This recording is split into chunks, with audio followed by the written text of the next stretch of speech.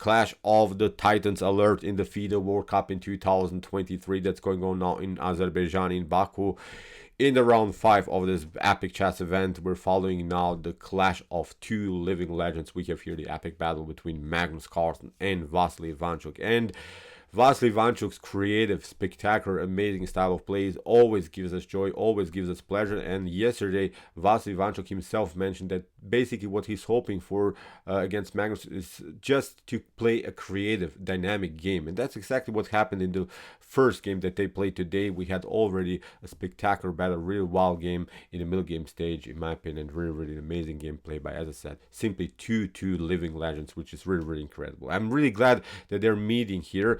Because this is always a match that I always love to see. I want to see where still Vasyl Ivanchuk standing in the chess community among the sharks, among Magnus Carlsen, because obviously it's not, of course, anymore Vasyl Ivanchuk's peak level of chess, but still he can surprise, I think, anyone. When Vasyl has his day, then he can destroy anyone with great tactics, with immortal tactical sequences, because he's simply a beautiful, dynamic player. So let's see now what happened in the game 1 here with the white pieces. Magnus Carlsen opened with the move d4. Vasyl Ivanchuk's response was d5.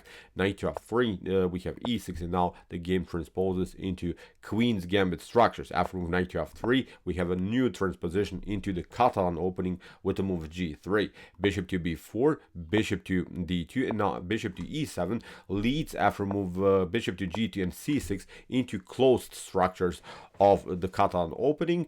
This is, of course, a more solid, more positional approach. Even maybe a slightly surprise, because I hope maybe that Vasyl Ivanchuk goes maybe into the open Catalan, then it would be a sharper battle. But c6 is, of course, a solid line, solid way to go into the game, keeping simply the pawn structure healthy in the center of the board. And basically, white, I think, will never trade off c takes d5, because after e takes d5, this bishop will eventually come out into the game. You will probably get it here on f5, support the e4 square. So this is something that white is trying to avoid in the Catalan opening. After move c6, we have queen to c2. Magnus connects now the queen to the pawn. Hopes also that black, of course, takes with d takes c4. Then after queen to c4, we could have a powerful center, we could have a good diagonal, and then this is basically the position that a Catalan player wants to get. After move queen to c7, we have queen to c2, pardon me. Knight from b to d7 was played by Vasyl Ivanchuk. We have bishop to f4. Standard idea of the Catalan with the white pieces, simply getting the piece on the most active square. Kingside casting, and now Magnus spiced it up with the move h4. h4 is a very thematic attack, because in some lines, if you play even h6 here, there are some lines with knight to g5 sacking here some pieces on the h file, creating an open file on the h file, trying even to deliver checkmate here on h7. So it's really aggressive method, and this move can be met with many ideas. And one of the basic concepts when you get attacked on the flanks is to somehow counterattack in the center of the board. So when you get attacked on the flanks, try to maybe do something in the center of the board, and that's exactly what Vasyl Ivanchuk did here. He releases now the pressure with the move d takes c4, and has now also good square for the knight, and can also further harass the bishop here. That's very active. So after move d takes c4, queen to c4, now comes this idea, knight to d5, but now bishop to g5 played by Magnus Carlsen. And in the beginning it seems so that this is nothing spectacular what Magnus Carlsen is doing, but actually it is really nice move. Bishop to g5 forces basically your trades of dark square bishop, which leaves Vasyl Ivanchuk here, of course, with the bad bishop on c8, which is blocked out by its own pawn structure f7, e6, c6, b7. So it's sort of a pawn chain that blocks out the light square bishop's activity. On the other hand, a white light square bishop would be much better in this potential endgame. Again, nothing spectacular. The evaluation is about equal, but when we watch always tiny little evaluations of particular minor pieces, I think that white should be actually quite satisfied with the outcome of this opening stage. So after move h6, bishop to e7, so you see Magnus Carlsen got rid of a very good piece of blacks that controlled both of these diagonals. The bishop on e7 was, I think, the best minor piece of blacks. The knight is still good, but I wouldn't evaluate this knight on d5 as really a good piece, as it still can be kicked away by the pawn on e4, and that's exactly what Magnus Carlsen immediately did. e4 creates now this dynamic Catalan structure, Catalan center with the support of the bishop. Now there are at least some new dynamical possibilities for both sides. Queen to c3. Here Vasyl Ivanchuk hits the center. He releases simply the pressure in the center of the board because Magnus has now this pawn majority in the center of the board. We have kingside castling, e takes d4, and after queen to d4, the game becomes now unbalanced. We have now an asymmetrical pawn structure where white is a 4 versus 3 situation here on the king side. On the other hand, black has this pawn majority on the queen side, has this 3 versus 2 situation on this side of the board. Here Vasyl Ivanchuk continued the pressure. Knight to c5. Good move attacking the pawn on e4, but now after move rook to c1, I think Vasyl Ivanchuk played now maybe his first, I wouldn't even say inaccuracy, because it's not really even evaluated as an accuracy by some top engines, but it's, I think, a move that leads into further complications for black. He played the move knight to a6 because he probably was annoyed by the possibility, if he takes the pawn on e4, that he could get pinned on the e file. But actually this could work. This was, in my opinion, really the best line here for Vasyl Ivanchuk. After move knight to e4 and rook to e1, you gain the pawn, and now you can support your knight with the move f5. Okay, white will challenge you with the move knight to c2, but you have a great defensive resource with this idea. Knight, rook to d8, kicking away the queen, and now you get the knight on d5. After knight to d5, you get c takes d5, and you support your knight in the center of the board on e4, and this is the way to go. Still, I'm saying white is not so bad here because of the bishop's activity, but the bishop on g2 is still it's attacking at least something, and still this bishop on c8, it is blocked out by its own pawn structure. But this was, in my opinion, a good continuation for Vasyl Ivanchuk, supporting further his e4 powerful knight in the center of the board. After move rook to c1, he was probably annoyed, as I said, by the possibility of rook to e1, played now this passive move knight to a6, got the knight on the rim, which is not, of course, a good choice. The knight is supposed to be in the center of the board. Okay, still, as I said, nothing lost, but maybe this was a chance to really get a simplified game for sure. In the game, knight from b to d2 by Magnus Carlsen, bishop to g4, bishop to f1, hitting the knight on a6. We have rook to d8, queen to e3, knight to c7, and now a4. Magnus is continuing now with the so-called minority attack. Plays now with these 2 pawns against these 3 pawns, hoping to get somehow maybe even the structure split somehow with, I don't know, b takes a6 to maybe provoke a weakness on c6, maybe provoke many pawn weaknesses here on this side of the board. Knight to c8 by Ivanchuk. We have now a5, and now comes what is, in my opinion, really the critical moment of the game. Here Vasyl Ivanchuk plays really an unnecessary move. He plays now the move bishop to f3. This would be good in many occasions if you would not have maybe already light square problems. You see the h7 g6 structure, the h7 g6 weaknesses that you have provoked by playing the move h6 already are causing you now many positional, but then afterwards also tactical problems in the game. After move bishop to f3, this light square bishop will eventually get into the game and will target here many light square weaknesses. So this was really a rushed trades of pieces now by Vasyl Ivanchuk. A better choice was to simply continue here with the pressure rook to e8, simply putting more pressure against this weak pawn on e4. Now probably Magnus would have played rook to a4, but now look at this, with retreat, now you play c5, play b6, connect everything here on the queen side, have a solid structure, and then you want to play bishop to c6, simply getting your bishop better into the game. This was Vasyl Ivanchuk's now also big chance to maybe even, I think, create a dynamic play, which I think would very fit for his style of playing. But now he played bishop to f3, goes into bad line, I think, because after knight to f3, a6, look at this, Magnus is coming now into the game, rook to e8, e5, Magnus is creating now his chances. Look at this. He has the space advantage with the pawn on e5.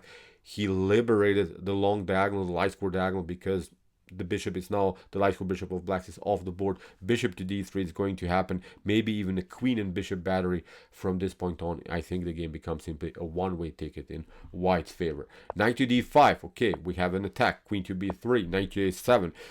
You see, Vasyl is trying now to get some pieces into the game. The knights are a little bit misplaced. They're simply far away from the action. Meanwhile, Magnus Carlsen is doing something. He simply improves the pieces. Knight to b5. Okay, the knight is fixed, but no way that Magnus Carlsen is giving up such a brutal bishop on d3 for such a bad knight on b5. Magnus simply continues with bishop to b1, preparing a queen and bishop battery, even deliver checkmate on h7. h5 was played by Vasyl Ivanchuk, because if you don't play h5, then after queen to c2, the battery, in some lines you have to play then g6 here, and then with the move h5, we're trying to split the pawn chain. We're trying again to open the diagonal and hit the square h7. So that's why h5, fixing the structure somehow here on the king side. Rook to e1. Vasyl Ivanchuk supports this annoying pawn on e5. This is now the main progressive positional pawn by white. It creates, of course, this amazing space advantage in the center of the board and paralyzes now many pieces of blacks. Knight to c7, queen to c2. This is the way to go. g6.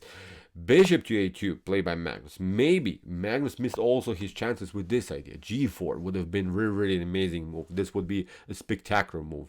Bishop to a2 that Magnus Carlsen played, I think, is more solid, more normal, but g4 was the optimal move. Look at this. The position is exploding immediately here on the king side. You have to play something like knight to e6, but now look at this. So we get g takes h5. You're trying to get the knights back into the defense, but now again we can retreat. Maybe you can try knight to f5, but now we're sneaking in with the queen here on light squares.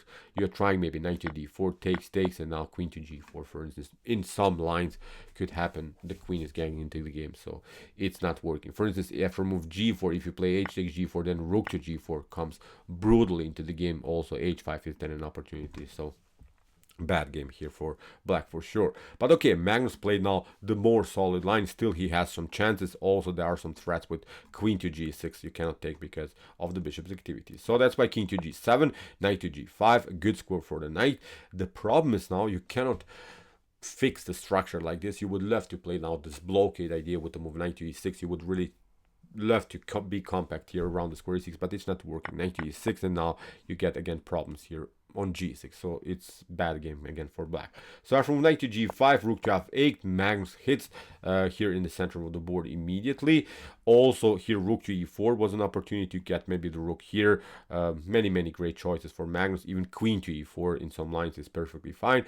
Magnus played immediately brilliant move e6, but now we have f6 by Vasyl Ivanchuk. And this is again maybe not the optimal way, but white is so much better, especially because of the pawn on e6. Even if you play here, look at this, even if you play knight to d4, then there is even an exchange sacrifice as a possibility for white. Look at this, rook takes d4, rook takes d4, we hit the rook, you retreat, and now we get this one.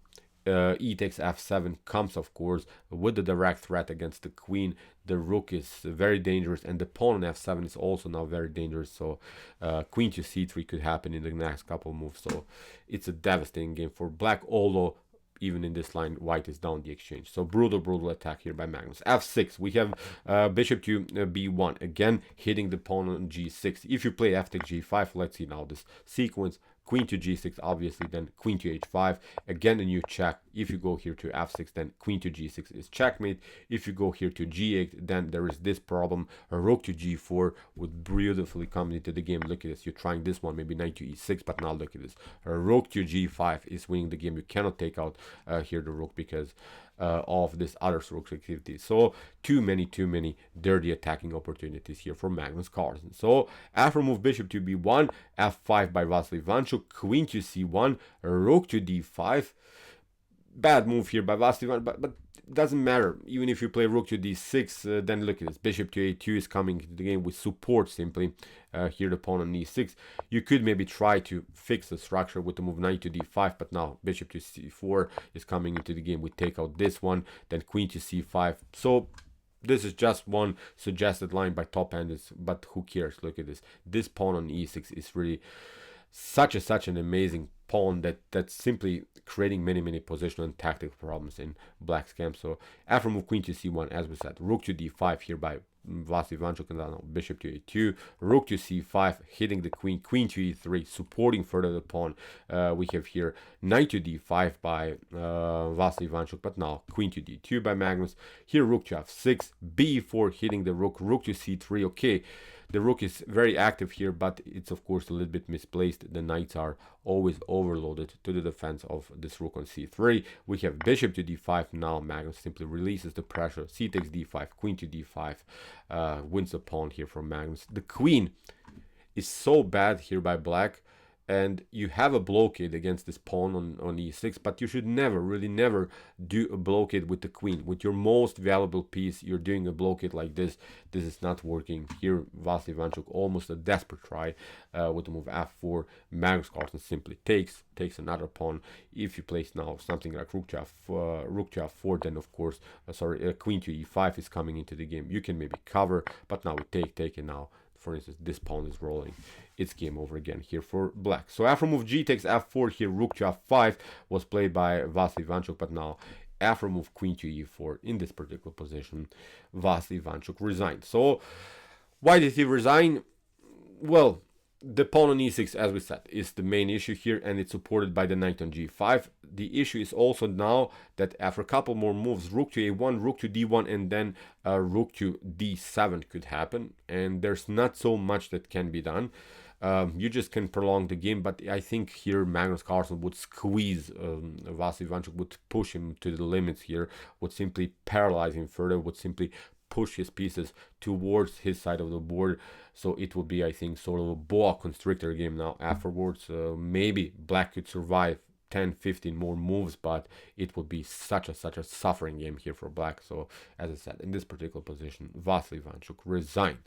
Amazing game, we have to say now, by Magnus Carlsen. This was a good game by him, really solid play, not risking anything, waiting for his chances, but I think Vasyl Ivanchuk had his chances to equalize at least in the early stage of the game. But this is the Catalan. The Catalan has many options, many opportunities.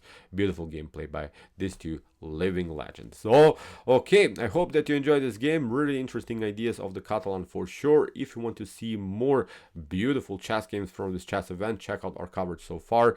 Here's the link of our playlist, and if you like this content, don't forget to subscribe to my channel. See you soon with some more videos, and what do we say? Chess is the best, of course.